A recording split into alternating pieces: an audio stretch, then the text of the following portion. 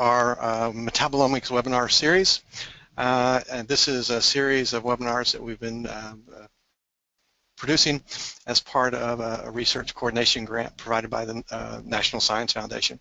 Today our topic is improving the metabolomics cost, throughput, and data comparability. And this is will be presented by Dr. Philip Britz-McKibbin, who is our speaker today. Our hosts are myself, Lloyd Sumner, Dan Bearden, and Sutanika Ray.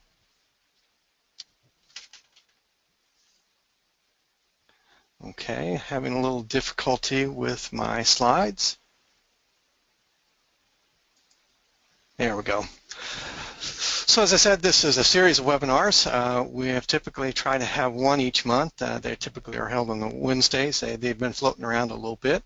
But we're working our way through the top 10 ground challenges that we have discussed and vetted previously. And so today's presentation, again, is improving metabolomics costs, throughput, and data comparability. Our next webinar is already scheduled for the 6th of January, and this will be discussing the grand challenges in large-scale metabolic flux, and that will be presented by Daniel Jones.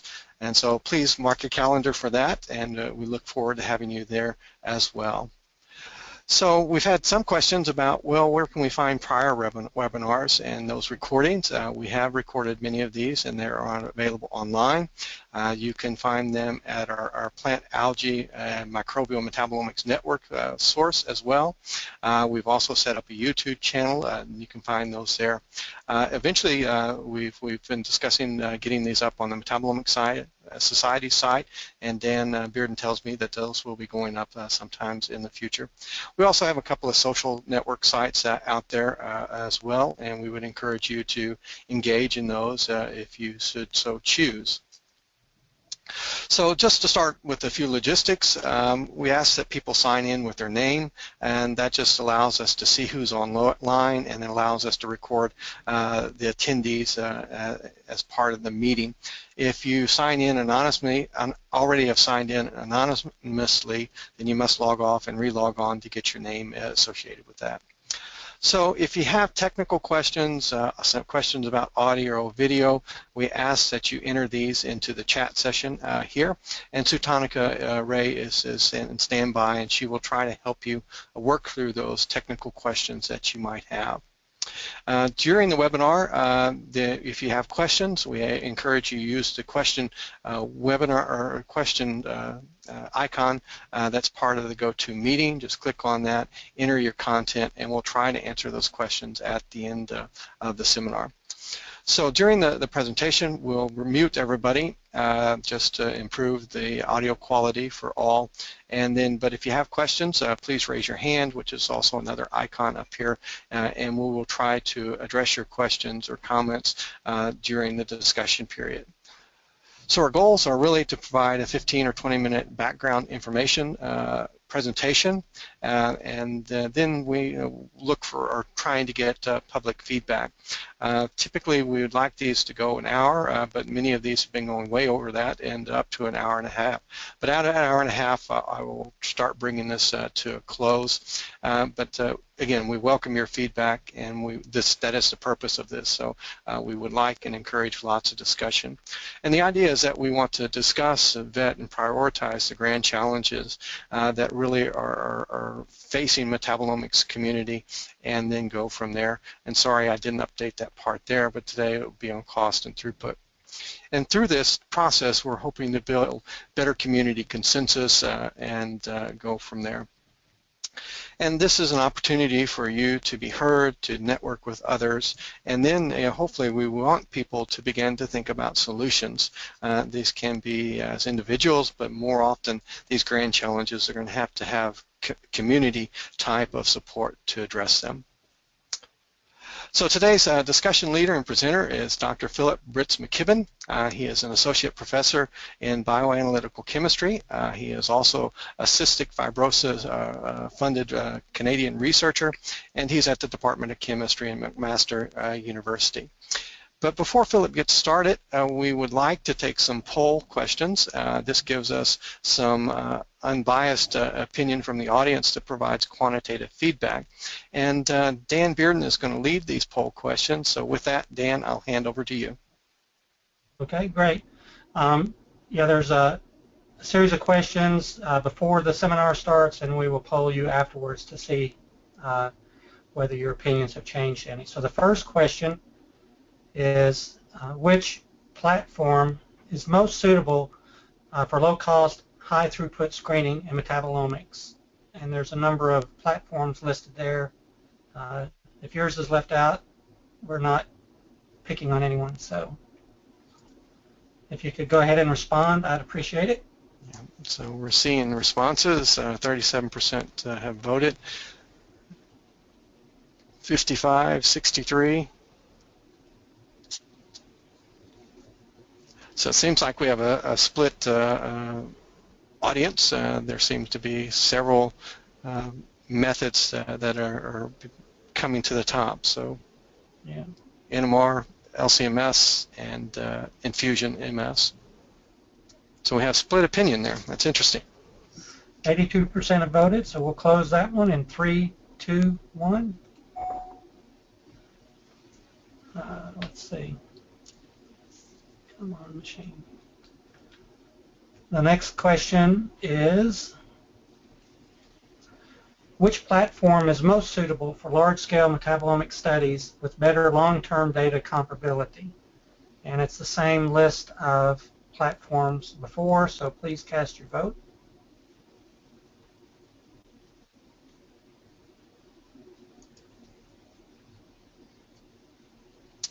Again, looks like a split between LCMS and NMR. And we're approaching 80% voted. Just a couple more. There we go. All right, we have 80% participation, so we'll close this in 3, 2, 1 now. And then the next question is, which process within a metabolomics workflow is the key bottleneck in limiting sample throughput and increasing costs? So we have data pre-processing, sample instrumental analysis, sample pre-treatment or workup, unknown metabolite identification, or quality assurance protocols. So make your choice.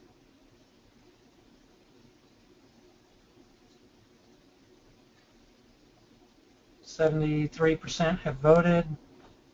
Oh man, we hit 85%, 90%. Yeah. People like this question.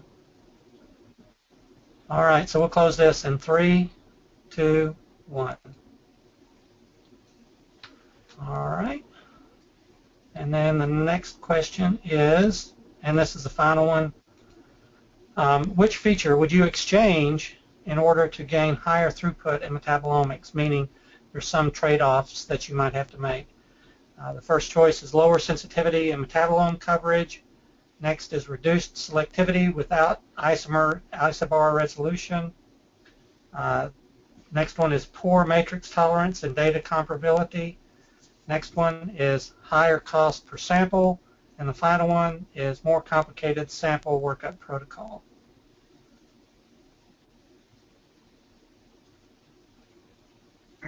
These are some tough choices, I think.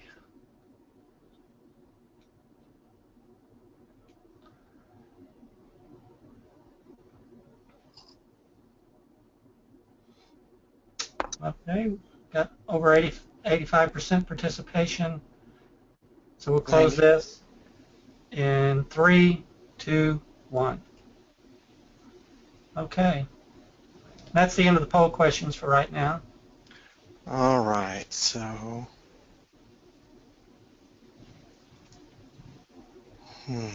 Switch over. Philip, yeah, I've switched over to Philip, so he should have the screen.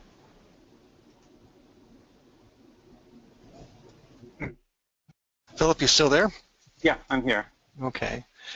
Can everybody, other organizers, see his presentation? Not yet. Yeah, we're not seeing it. So yeah, I think, Philip, you have to click on a button that says Share My Screen. We've made you presenter.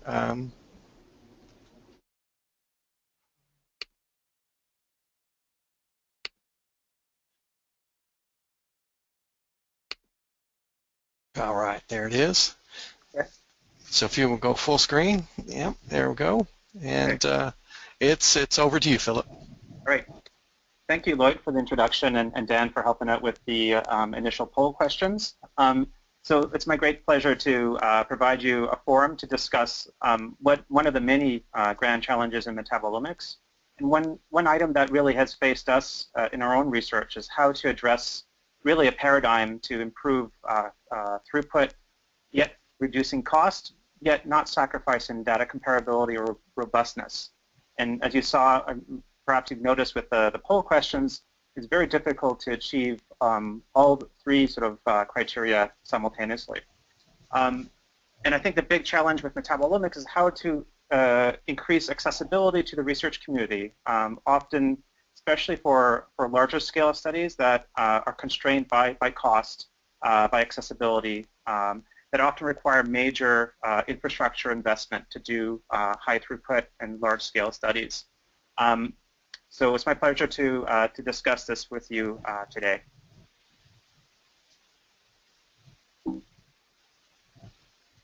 Okay, moving on. So we all know metabolomics is really defined as the untargeted analysis of metabolites that in a particular biospecimen.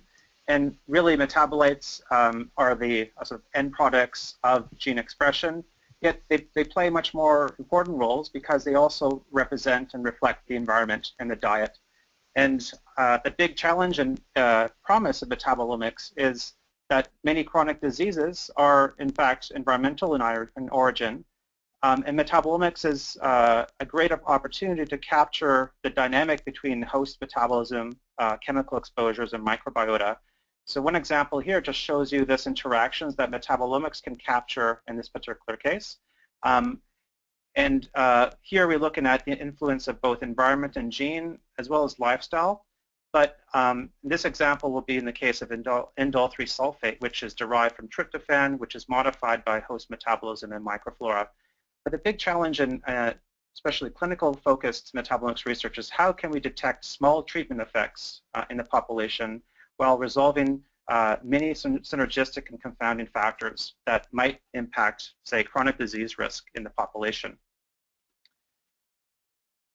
So in this case, there's two major sort of instrumental platforms that most of you are familiar with to challenge, to comprehensively analyze metabolites, which are challenging because they're chemically very diverse and they're expressed in over a wide dynamic range. And of course, they all resolve about different types of biospecimens and fluids that we have available. But primarily, they are focused on either mass spec-based metabolomics analysis, mass spec being the main platform for resolution and detection of ions that often require electrospray ionization as a common source, ion source, electron impact in the case for GC. But in many cases, they're coupled with different types of separation processes, including LC, GC, and CE. The other sort of competing platform that often is complementary at the same time is NMR-based metabolomic analysis. And as you can see, in both cases, they have their pros and cons. Mass spec generally is more sensitive, provides you broader metabolome coverage. However, at the same time, especially in the context of electrospray ionization, is less robust, and identification remains a major challenge. In contrast, NMR is generally much more quantitative, robust, and precise, especially for large-scale and long-term studies, and identification is much more facilitated. The big trade-off, though, in NMR is poor sensitivity and lower metabolome coverage. So many metabolomic facilities often use multiple platforms to take advantage of the merits of both types of platforms. So if we revisit this scheme again, in terms of now looking at the main features that any metabolomic platform needs to satisfy. So we mentioned that it'd be great for a platform to have adequate sensitivity for the broadest metabolome coverage and depth metabolome coverage. But often that comes at a price or to sacrifice selectivity or resolution, especially if you're considering the resolution of complex sample mixtures in many biofluids. And often a big challenge is how can you at the same time maintain selectivity or resolution, maintain sensitivity and coverage, yet improve throughput and lower cost. And when I mention about throughput and cost, this is not only just the instrumental analysis that's important, but you need to take into account all aspects of the metabolomic data workflow, including aspects of pre-analytical workup and post-analysis and data processing. Moving on, this is a nice overview, I think, of where throughput cost and data comparability play a role for large-scale metabolomic studies, often in the context of epidemiology or clinical validation studies. But as you can see here, many steps along the way will impact throughput and cost. But primarily, in this talk, we're going to focus on the instrumental analysis platform. But the choice of the platform itself will dictate what type of sample pretreatment is necessary. That will often add further cost and further complications to the procedure. And the platform will also dictate the post-analysis complications with feature identification and normalization. So the big emphasis here is that when you consider cost, throughput, and data quality, overall it's more than just a platform that's chosen, but you need to consider, once you choose that platform, what impact it has on other aspects of the data workflow. For those who are kind of interested in large-scale metabolomic studies, I would highly recommend a great paper, very controversial paper published by John Ioannidis, a great introduction to the impact of sample bias in discovery-based metabolomics research. But the main criteria, though, is why throughput is really necessary is it really helps with study power, especially in the case if you're trying to assess the magnitude of an effect in a population that's small. In this case, we need a larger sample size to have statistical significance. So as you can see here, the minimum size of a sample is dictated by, again, the variance of the sample and the effect size itself. So the lower the effect size and the larger the biological variation, the larger the number of samples you need to consider in your particular study. And not only is study power very important, but the sources of bias or false discoveries is also very important in your particular data workflow. So when you're choosing a platform that has high throughput, lower cost, the main idea is you still want to maintain data quality to avoid any sources of bias. So this is the major challenge to how to gain study power by analyzing large numbers of samples, yet avoiding bias and false discoveries in your metabolomics platform. In most cases, metabolomics in most facilities are done across multiple platforms that are complementary. One example here is from research here in the UK, where they characterized over 1,200 healthy subjects from the UK. And as you probably have noticed, that most metabolomic studies published to date, and certainly in the last 10 years, have been primarily small-scale studies focused on in vitro or clinical trials. Very few applications of large-scale studies over several years involving thousands of samples. But this was really an interesting study where you can see in this case they've used both three different platforms, really two platforms, GC mass spec, ultra-high performance LC mass spec in both positive and negative ion mode. And you can see that each platform has different performance criteria in terms of the number of features that are detected in each case, but also the type of sample pretreatment that might be necessary. But overall, you can see a large number of distinct features are detected comprehensively across these three platforms with adequate sort of quality assurance in terms of looking at only features that are reproducible in this case. But one thing to keep in mind is depending on the metabolite at hand, that their intrinsic variability varies quite significantly from 5% to 8% and it's 800% in the serum itself. So in this case, you can see if you want to, say, classify phenotypes, whether age, category, BMI index, or gender, they've shown that a minimum of about 600 serum samples collected in a standardized fashion, it will be necessary to be able to achieve that. So again, in these type of studies that are robust, that have adequate power, we need to consider larger sample sizes in our particular metabolomics platform. And one thing to note as well is during these large-scale studies, if you're using a single platform over weeks or months of time, that one has to also try and capture any systematic bias along the way, often through intermittent quality controls and ways to kind of correct for that potential source of bias. So the last example was more a lower throughput platform that was focused on separation methods based on GC and ultra high performance LC.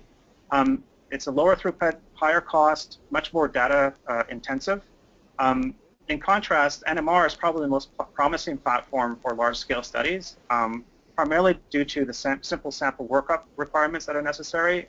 It's very robust. The instruments, when well maintained, will have a long lifespan in terms of decades of time, and allow for fully quantitative performance. Of course, the trade-off, though, with NMR, proton NMR specifically, is the initial high infrastructure cost and operating cost. And as I mentioned before, the issue of low sensitivity metabolome coverage. Other challenges that have been recently sort of addressed are how to process large data sets by NMR. Similar to mass spec, there's a series of steps that are necessary that have to be standardized in terms of processing NMR spectra, but now can be done in a more automated fashion, and ways to deconvolute spectra to help identify metabolites of interest, often with the help of reference libraries. What's nice about NMR, it can be coupled to robotic liquid handling systems that are compatible with 96 cassette NMR microtubes that, again, allow for automated large-scale studies over days, weeks of operation. So NMR is certainly very much conducive for high throughput and low costs once the infrastructure is established analysis. If you're going to use mass spectrometry, often it's coupled to separations, and really the big challenge of separations is they're the low throughput link to mass spectrometry. Separations are necessary to improve quantitative performance and resolution, yet they are low throughput necessarily. There is actually some new developments in column technology that now allow for faster separations, often through the context of submicron particle size columns, or more recently, the core shell particles that allow for faster flow rates without any heating effects that might lead to poor separation performance. We can definitely reduce the workflow in terms of the analysis time for the separation, but at the same time, it's not just the separation that's important, but often we require column conditioning, and we need to do more data processing to help with the time alignment issues. So separations are very important, yet at the same time complicate both quantitation, integration, and peak alignment. In this case, there's probably a resurgence now towards separation-free metabolomic analyses that avoids chromatographic separations but allow for direct infusion analysis, and more recently flow injection analysis that allows for much higher throughput without the separation. In the case for flow injection analysis, we have a discrete injection of a sample, typically a 10 to 15 second plug of sample in a stream of organic phase that's directly infused to the ion source itself. And here, this just shows you in comparison, if you have a very fast elution, gradient elution with a helix column, you might achieve faster separations, but often it comes at an expense in terms of poor peak shapes, asymmetry that complicates peak picking. You don't have that issue when you do direct infusion mass spectrometry, and more importantly, flow injection allows for faster throughput that now you're on the order of approaching 1,000 samples per day that can be analyzed. But at the same time, you can still obtain a significant number of features, approaching about 1,000 molecular features. The big challenge, though, and again, the trade-off, as in most other platforms that you have, is you need frequent cleaning of the ion source. You're losing resolution of isobars and isomers, and you really, in many cases, require rigorous sample cleanup of the sample. So that usually necessitates complicated sample workup. And this is necessary to, again, minimize matrix effects and potential bias that can lead to suppression. And this is important especially for very diverse biological fluids such as urine, where the salt composition can vary significantly from person to person in this particular case. But probably flow injection mass spectrometry is the state of the art in terms of throughput and cost, but again, it does come at a cost in terms of data comparability and more complicated pre-analytical workup of the sample. One other compromise is if you want to maintain some separation to get additional selectivity in your separation, yet at the same time you want it to be fast on a millisecond time scale, ion mobility spectrometry certainly is a very promising sort of platform to use prior to mass spectrometry. And you can see in this case, if you compare the drift time for arginine in ion mobility on the order of milliseconds compared to retention times with, say, reverse phase column or a helic column, you can see that the reproducibility for ion mobility is extremely high, very excellent mobility, reproducibility in this case. And at the same time, the separation or duty cycle is 10 to the fifth faster than conventional chromatographic separations.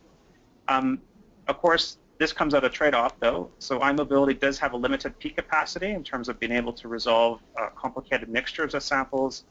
Because the separation is in the gas phase that occurs after ionization, it's still subject to ion suppression, so it still requires careful sort of sample workup and pretreatment. But nonetheless, it adds added value to the mass spec analysis because it provides you qualitative information to help classify different classes of metabolites that's very complementary to mass spectrometry alone. Moving on, one platform that I think is still not widely validated or explored yet, but has a lot of promise, is combining ion mobility spectrometry with tandem mass spectrometry. And if you can combine that with some online solid phase microextraction system that allows for automation that's compatible with, say, 365 microtiter plates, but allows for different adsorbents to help fractionate the samples in a very efficient way. So in this case, here's an online solid phase extraction system with a robotic handling system that is compatible with up to 12 different adsorbents. And this is coupled directly to ion mobility QTOF system.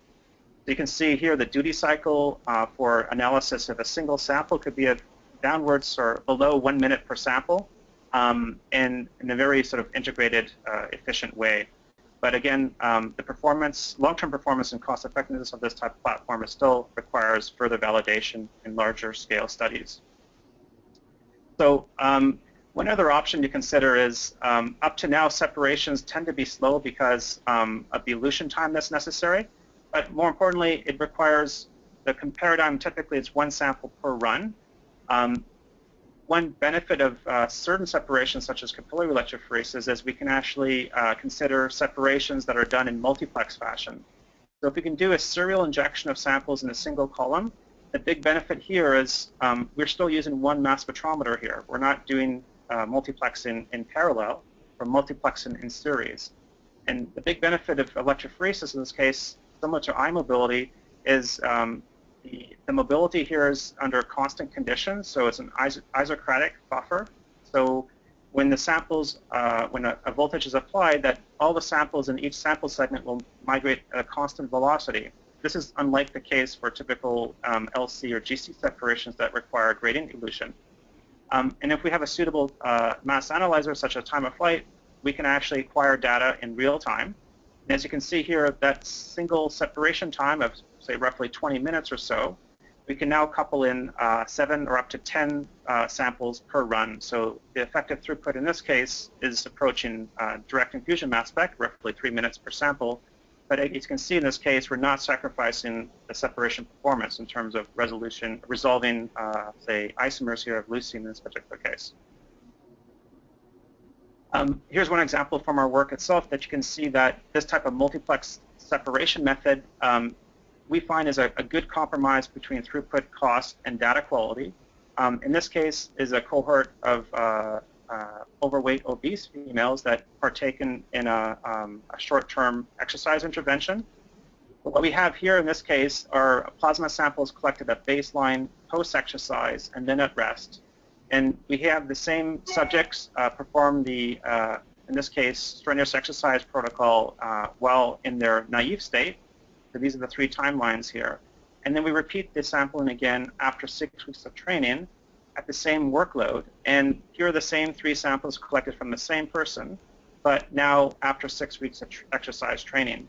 And what's nice about this platform is there's no need for complicated data processing or time alignment here, because we can capture the dynamic information in a single run, because all 7 samples are injected within that same separation. And the other benefit here is we can introduce pooled samples or quality control. Normally this is done in most separations by intermittent analysis of QCs in a batch of runs. Here we can include it with every single separation. And you can see for each individual you get a very different dynamic platform. Dynamic profile for the case of hypoxanthine that's increased post-exercise, but yet is attenuated with the treatment. So a very efficient way to detect markers and detect treatment effects on an individual level. And finally, this type of multiplex separation has not only a benefit in terms of throughput, but also helps with the data processing, because it facilitates data processing because we can focus on metabolites that are real, reproducible, and not derived from the background itself. And this really has altered our own sort of metabolic, workflow, and at the same time allows us to entertain larger scale studies without higher infrastructure cost. So I just want to end off by saying that whatever platform you do decide, one other issue that you might have to keep in mind is whether the platform itself is compatible with diverse biospecimens, and whether they can also allow for volume or mass restricted samples that are often found in biorepositories. So this is often something that has to be re-examined and revalidated no matter what platform you do decide. So I'll probably just try and wrap up here. Some key thoughts and open up to discussions. I think a big challenge, one of the big Metabolomics grand challenges for this particular session was how to improve metabolomics or reduce metabolomics costs, increase throughput, yet maintain or enhance data comparability. And the main idea here is how to make metabolomics a more accessible platform for emerging sort of countries, but also for larger scale studies that involve thousands of biological specimens. And the big, I think, challenge is how do you have a robust platform that is relatively inexpensive, let's say under $20 per sample, and you have a throughput exceeding 200 samples per day. That would be, I think, good benchmarks to kind of reach and attain. And all the platforms that I've discussed thus far, in my mind, I think there's 2 platforms that stand out that I think strive for this type of outcome: flow injection, electrospray mass spectrometry, often high-resolution mass spec, and proton NMR, especially when they're coupled with robotic handling systems for more efficient processing of samples that lower cost, increase throughput dramatically. But in both cases, there is compromises that one has to make in terms of metabolome coverage and sensitivity, long-term stability of the platforms, the need for more complicated workup protocols, and certainly in the case of NMR, high sort of initial infrastructure operating cost. And at the same time, each platform has a risk for false discoveries. So you want to increase the throughput, but without increasing the risk for false discoveries in your study. In all cases, these long-term studies require really stringent quality assurance practices, which often includes blanks, calibrants, and QCs, regular preventative maintenance schedules, and some type of integration with robotic liquid handling systems. And it's only in the last few years that there's more and more sort of publications that show the potential to do large-scale metabolomic studies involving thousands of samples in a very efficient way. And I just wanted to highlight some more recent sort of platforms that seem very promising as well. Ultra-fast separations with iMobility mass spectrometry, and the last case with multiplex separations involving capillary electrophoresis mass spectrometry. In both cases, we can have more faster separations, either with very fast drift times or by doing serial injections to cut down to enhance throughput dramatically while maintaining data fidelity and lower cost. And last but not least, there's still lots of bottlenecks in metabolomics that really affect, I guess, cost and throughput, which includes unknown metabolite ID, how to interpret your data with metabolic pathways, and how to process data efficiently and correct for potential bias and system drift. So with that, I'd like to kind of get back to the audience and maybe revisit the poll questions and see if we can open up the discussions to the audience. Thank you. All right. Thank you, Philip, very much. Dan, you want to run through the questions again? Sure, I'd be glad to. Let's see. And I just remind you, if you have a comment or a question, go ahead and raise your hand electronically or enter it into the question window, and we'll get to that just shortly. So these are the same questions we had before. I just want to see if any of the information that was presented may have changed your mind. So the first question is, which platform is most suitable to low-cost and high-throughput screening and metabolomics? And there are 5 classes of platforms listed there. So if you would respond now, it would be great.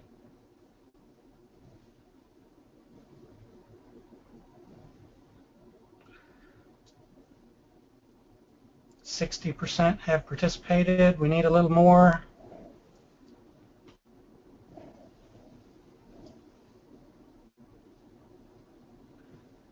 All right, we're getting up at 76%. We'll close this poll in 3, 2, 1. All right. Next question. Which platform is most suitable for large-scale metabolomic studies with better long-term data comparability? Same 5 choices, so please make your selections.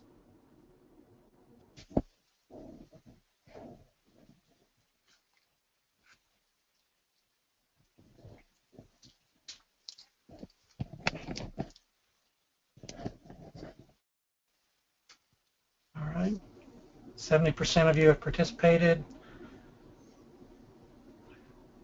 All right, let's close this poll in 3, 2, 1. All right, the next question. Which process within a metabolomics workflow is the key bottleneck in limiting sample throughput and increasing costs? Data pre-processing, sample instrumental analysis, sample pre-treatment or workup, unknown metabolite ID, or quality assurance protocols? So please make your answer.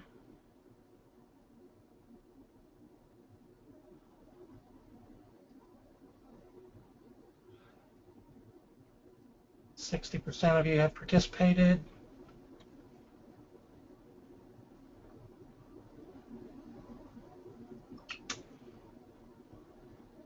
All right. Going in 3, 2, 1. And the final question, which feature would you exchange in order to gain higher throughput in metabolomics? And there's 5 choices: lower sensitivity and metabolome coverage, reduced selectivity without isomer-isobar resolution, poor matrix tolerance and data comparability, higher cost per sample, or more complicated sample workup protocol.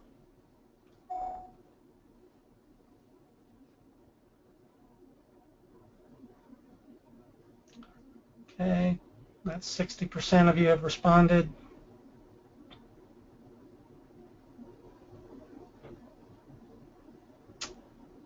%71%. So we'll close this in 3, 2, 1. Right.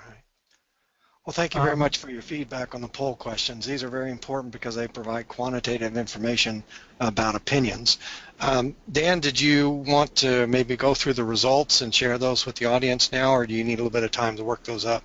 No, what we can do is pull up, so these were identical questions, we can pull up before and after. I think I have to do them one at a time.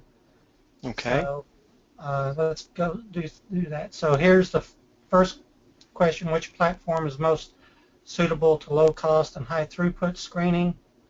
Yeah. And so mixed opinions there. So. Right. Well, this is before the education. Okay. And let's see. And so after. It looks like the thirds are NMR, GCMS, and direct infusion are the leaders there. Or LCMS. And let's see what the post response was. Looks like it swayed them more towards NMR. Well, that and the direct infusion Yeah. are kind of leading the race there. Although there's an improvement in the eye mobility from 3% previously, it seems. Yeah. Yeah. So maybe, I don't know. Don't know if that's within the error bars or not. Yeah. Okay. Second question was platform most suitable for large-scale metabolomics studies with better long-term data stability or data comparability. Looks like the leaders were NMR and LC or CEMS. That was the way it was at the beginning. And after the presentation, looks like NMR jumped out there pretty far, and LC or CE are the still in so those are the top two for there. So it looks like there's a little bit of systematic change. Third question, there's the initial response. Which process within the workflow is a key bottleneck in limiting sample throughput and which increases costs? Unknown metabolite ID is a clear winner before the seminar, way out in front, and dealing with the sample, either instrumental analysis or sample pretreatment, we're pretty much together. Let's see. And then after the seminar, it equilibrated a little bit between unknown metabolite ID, which is still the leader, but then sample instrument analysis or sample pretreatment and workup kind of rose there as well. All right. Well, actually, one of the options that's not there would be time. You know, some of the workflows that we use require more time than others. So, and then based on the presentation, they're you know, the high throughput mandates, you know, several hundred samples a day, whereas then our decision is based on a throughput need, and we might choose something that has a lower acquisition time as opposed to a longer acquisition time. And so maybe that's actually sample instrumental analysis. Okay, so Yeah. never mind. Yeah. No, that's good. That's good. And then the fourth question is, how would you make trade-offs? Which feature would you exchange in order to get higher throughput in metabolomics? So I guess the way you would read this is higher cost per sample is something you would do. So it might, you know, given that budget wasn't really a constraint here, you could probably pay more in some way and get higher throughput. Technical compromises, reduce selectivity without resolution, or more complicated sample workup protocol. Those are second place, pretty much tied. And let's see how it came out at the end. Well, higher cost per sample, so paying more for faster, higher throughput analysis is there. And then second, yeah, it looks like the same pattern here. Yeah. So, all right, so that's Right. Well, one of the things that we see that we have to compromise for throughput is depth of coverage. So, and Philip touched on this some, but in a direct infusion experiment or a mass spec experiment or an NMR experiment, we don't get near the depth of coverage that we would if we use a longer separation type-based MS study, for example.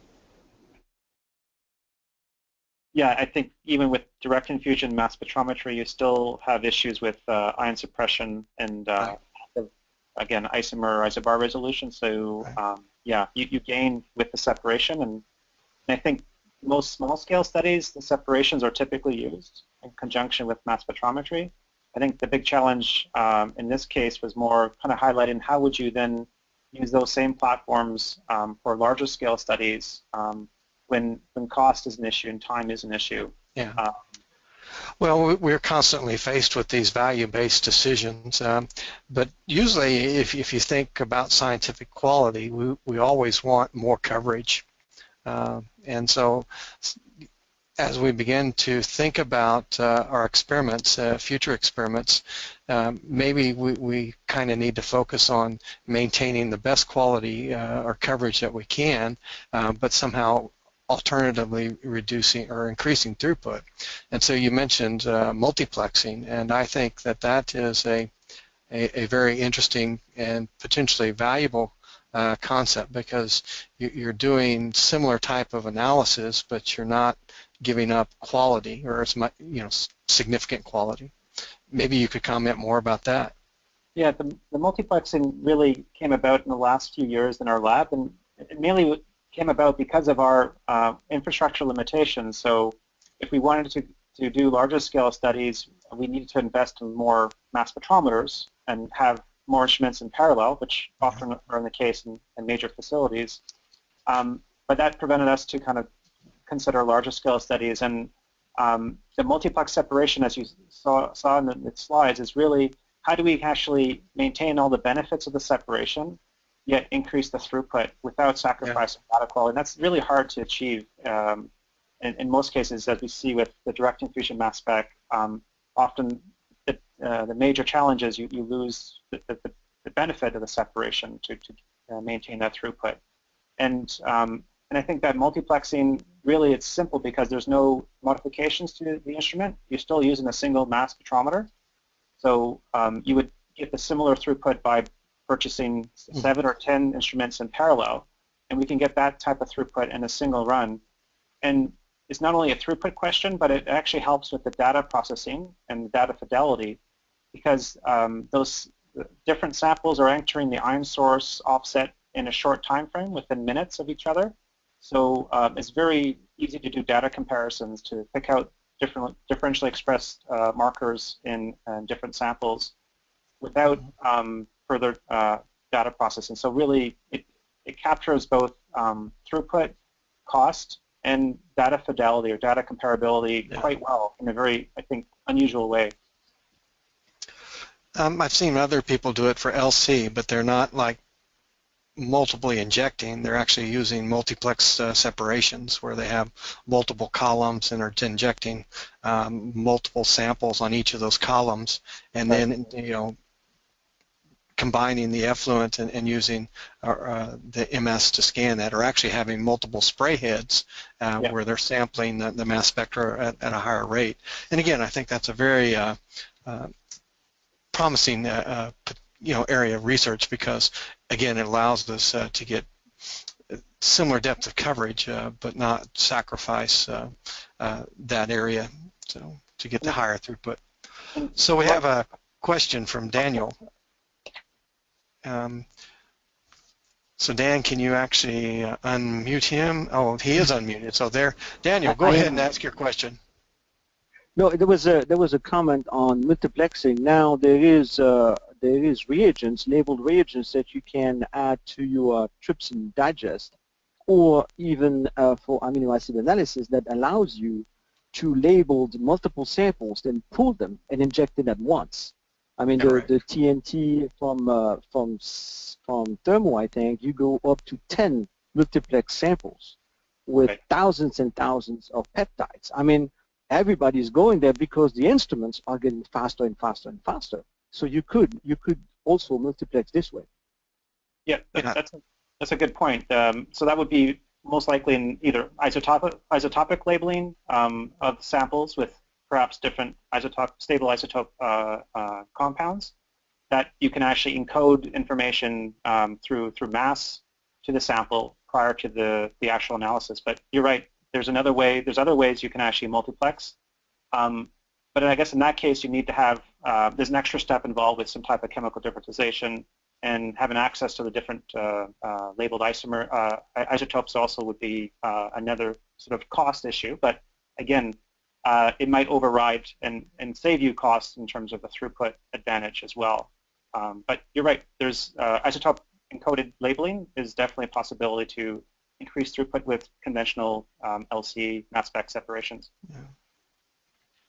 I have another question, if it's possible. I don't know. Go ahead. Those studies that you mentioned, and I understand that in epidemiology, you need a large cohorts of samples or patients or subject. But I thought that all this research, in fact, is usually to end up to a point where you have 8, 2, 3, 4 biomarkers. Then you could imagine other types of separation of analysis when you're down to a panel of 10, 20 markers. And then you can go through thousands and thousands and thousands and thousands of cohorts where, so which is, I would say, a step number 2 or step number 3 of the approach. It's a little bit different where we try to apply metabolomics or proteomics or any types of omics, usually for a question that is so complex that we don't know the answer and we're trying to get to the answer. So limiting the resolution, limiting all of that in order to get to a higher throughput or less cost is kind of dangerous when you are really at the beginning, at the discovery level, I think. No, I think that's a very good point. So go ahead. Maybe that, I think that distinguishes the discovery phase, where I think Lloyd also touched on that, where you probably don't want to sacrifice metabolome coverage or data comparability or robustness to ensure you don't have false discoveries. So there you probably want to use the best platform available that provides you maximum coverage and best data comparability and robustness, which presumably is some type of separation coupled to mass spectrometry. But I think you still would need a minimal sample size, and that one study from the UK was suggesting from healthy fasting serum samples, you're talking about in the order of 600 to 800 samples. But you're right. For any further validation, then you can develop a targeted assay for your lead candidates, and that can be done in a more high throughput fashion.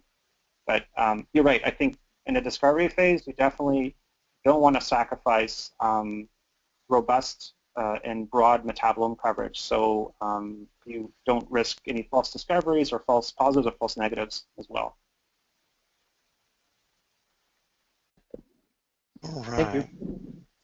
Yeah, I was thinking about your slide, Philip, that showed a cost of less than $20 per sample, and I remember a presentation somewhere by someone. I would give the attribution if I could recall it. But it was clinical people discussing the choices that a clinician has to make in terms of analysis, costs, and speed, and so forth. And the story was that there are some really good assessments of common syndromes or diseases that are really very technologically superior, but they cost, say, $1 more than the old, less accurate, less meaningful tool, but even though the results are better, the cost is nominally higher. The clinical people always choose the one where they have the lower cost, or almost always choose those. So there's some psychology. If you're going to make any move towards a clinical application, this type of thing is very important. And I was just distressed at how much importance the clinical people put on a very small price difference in terms of the analysis. So yeah, that $20 figure actually came about just from discussions with some epidemiologists here at McMaster University, and they're used to that type of price standpoint for especially automated analyzers or target analysis of whatever metabolite or protein of clinical interest they wish to study. But if Metabolomics wants to engage these type of large-scale epidemiologists, epidemiological researchers, that's sort of their price standpoint, by and large. But again, I think that's different from a discovery standpoint. But the higher cost, especially if you look at Metabolomics facilities, either private or university-based facilities, is the price point is sometimes exorbitant for new researchers to kind of be involved with metabolomics, because there are a lot of costs involving not just the analysis but the data processing, the identification, that perhaps have maybe slowed down the the interest in metabolomics to a broader sort of audience and researchers in the field. So bringing down the cost, I think, will help democratize metabolomics and increase its widespread interest and accessibility. Well, I think many of the academic labs are getting close. I mean, most of the academic rates that I see for a simple, well, for a GCMS or LCMS experiment are in about the $50 range. That's still quite a bit higher than the price point, but it's magnitude of 2 or 3, which is, right. Getting close. So. Sure. But that's usually a subsidized rate by the university of some sort. So the real commercial costs, as you said, are pretty high, and that's several $100s a sample. Yeah. All right.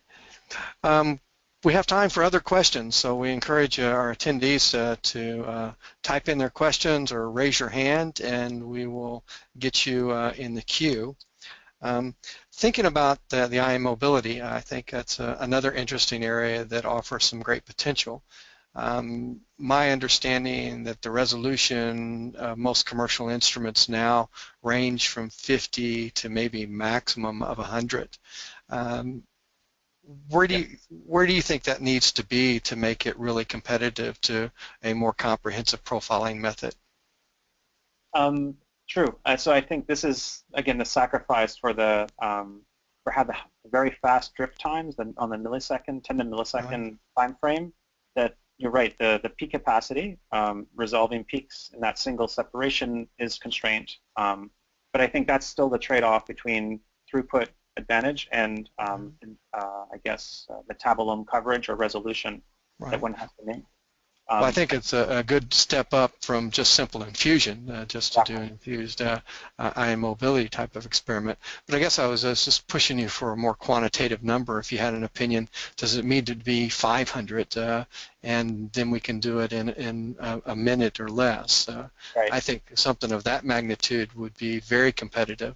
Mm-hmm. But I don't see ion mobility resolution and peak capacity increasing at a rate that would get to that several hundred to 500 within the near future.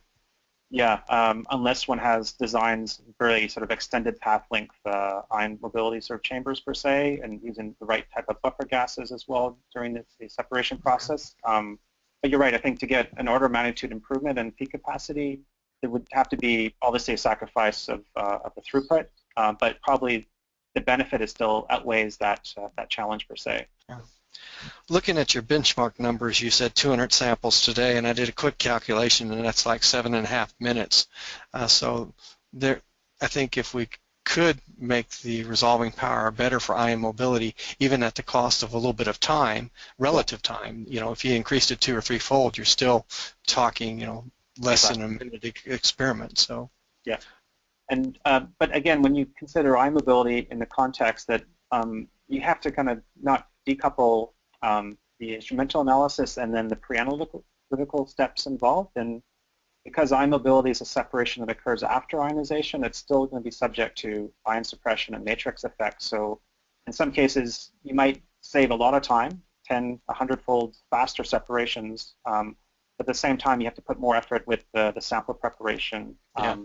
So I guess when I talk about throughput, I guess you need to kind of consider the total, I guess, analysis time from sample procurement, pretreatment, workup, and analysis, and even data processing.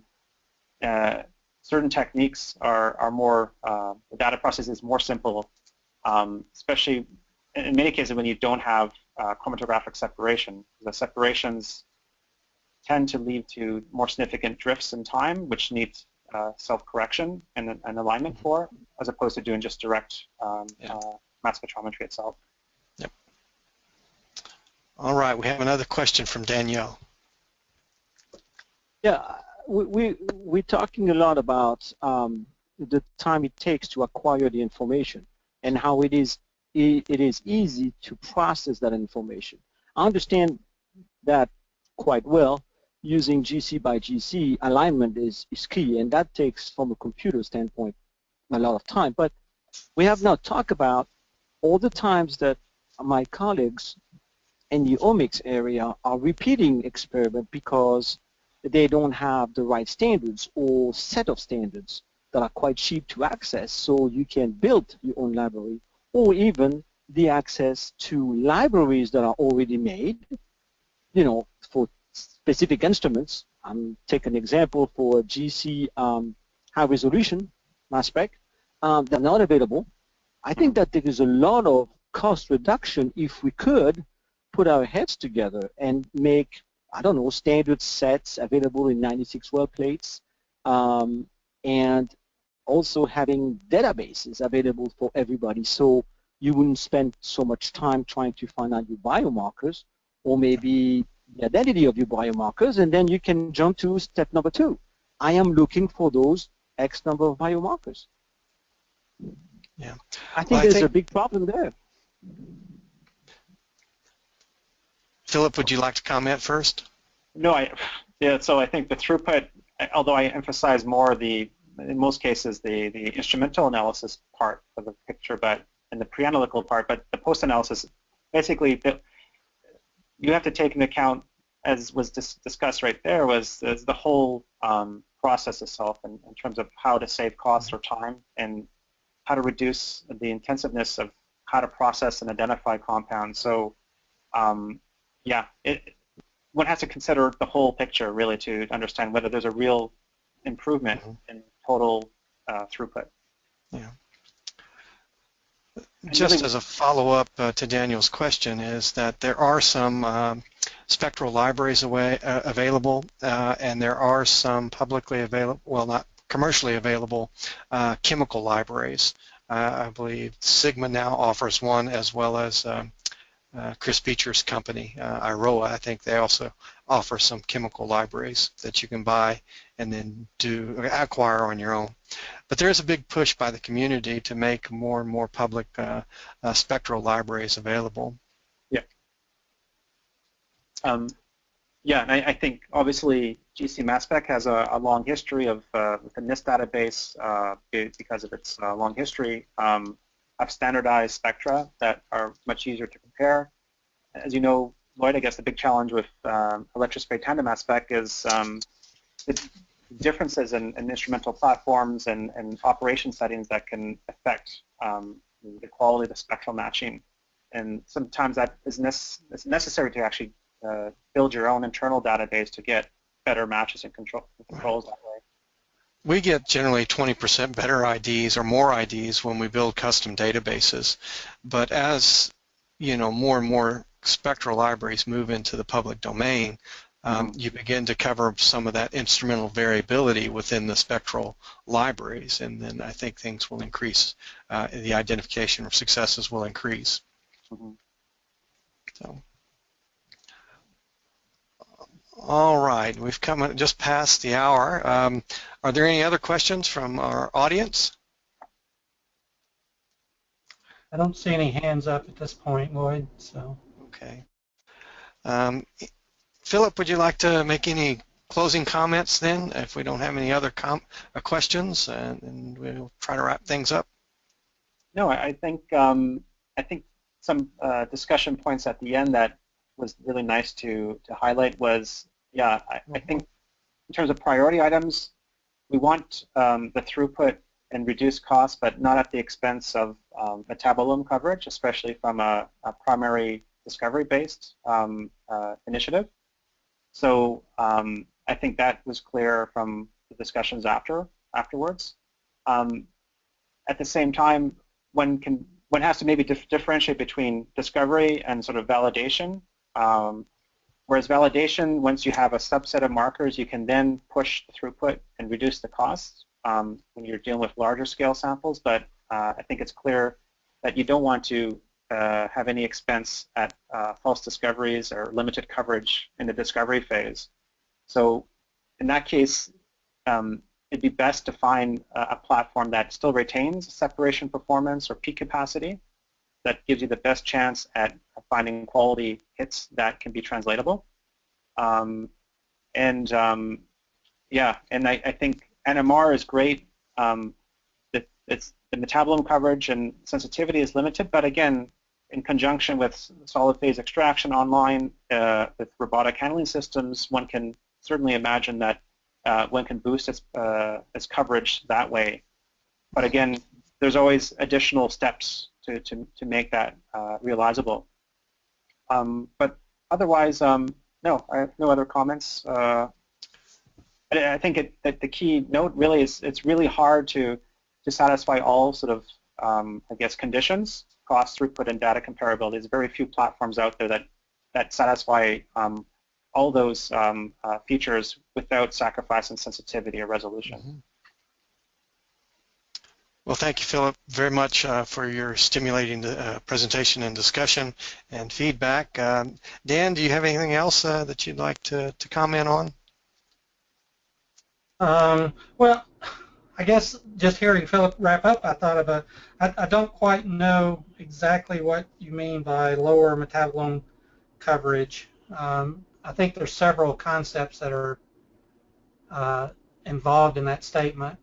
For example, you know, NMR doesn't suffer from things like ion suppression and, you know, the need to ionize your compounds and so forth. And so I think that all these techniques, none of them, if you're talking about either seeing, meaning a yes-no detection, or quantitating the amount of a metabolite present, none of these methods have full coverage, especially since we don't know exactly in terms of concentration where the metabolome starts and other processes like you know, trace anthropogenic contaminants or you know, short-lived signaling compounds. You know, these things may or may not be part of the metabolome, and that's not, that lower threshold in terms of concentration is not really clear in the community as far as I can tell.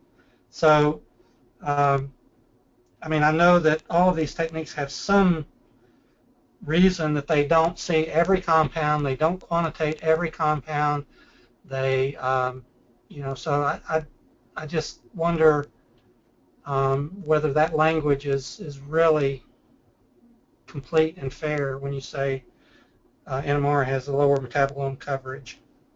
No, you're right, because it has many other positive attributes. But I think I related to really in terms of sensitivity and in-depth coverage in terms of lower abundance submicromolar levels of metabolites that would not be detectable per se by standard NMR techniques unless, again, you include some additional sample workup, pre-concentration prior to analysis.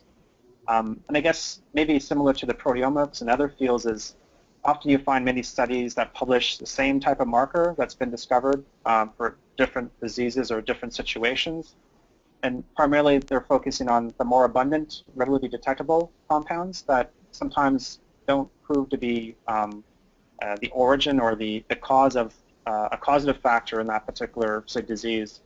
So sometimes having greater sensitivity might give you a better chance to finding a novel marker that hasn't been discovered truly before. And that, I think, that benefit certainly, mass spec does have a greater sensitivity factor there. But as you said as well, there's other things you need to take into account in terms of matrix tolerance and suppression issues that can also complicate data processing and lead to false discoveries. So, but yeah, I think the take-home message is no single platform out there that's that does it all. And I think in most cases, there's increased tendency to look at multiple platform comparisons.